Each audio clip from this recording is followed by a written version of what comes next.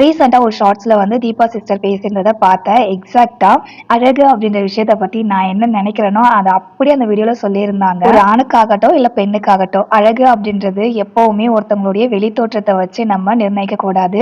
ஆ அந்த மாரி நிர்ணயிச்சோம் அப்படின்னா, அது என்னைக்கா இருந்தாலும் மாறக்கூடிய ஒரு அழகு. ஒரு பெர்சன் வந்துட்டு ஒல்லியா இருந்தா நல்லாவே இருக்காதுன்னு சொல்லுவாங்க. இன்னொருத்தவங்க குண்டா இருந்தா நல்லா இருக்காது அப்படின்னு சொல்லுவாங்க. இன்னொருத்தவங்க சிகப்பா இருந்தா தான் அழகு அப்படின்னுவாங்க. இன்னொருத்தவங்க கருப்பா இருந்தா தான் அழகு அப்படின்னுவாங்க.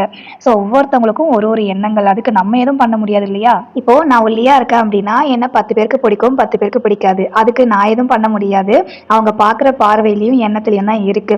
ஸோ பார்க்குறவங்க எல்லா கண்ணுக்குமே வந்து நம்ம பெர்ஃபெக்ட்டா தெரியணும் அப்படின்னா, நம்மளால நிம்மதியா வாழ முடியாது. ஒருத்தவங்களுடைய அழகு அப்படின்றது என்ன பொறுத்த வரைக்குமே, அவங்க மத்தவங்க கிட்ட எவ்வளோ அன்பா இருக்காங்க, எவ்வளோ மரியாதையா இருக்காங்க, அதுக்கப்புறம் அவங்க கிட்ட இருக்கிற நல்ல எண்ணங்கள் இதெல்லாம் பொறுத்து தான் அவங்க எவ்வளோ அழகு அப்படின்றத நிர்ணயிக்கணும். ரொம்ப நாளா மனசுலயே பூட்டி பூட்டி வச்சிருந்த ஒரு விஷயத்த இன்னைக்கு உங்ககிட்ட ஓப்பனா சொல்லிட்டேன். இத பத்தி நீங்க என்ன நினைக்கிறீங்கன்னு கமெண்ட்ல சொல்லிடுங்க.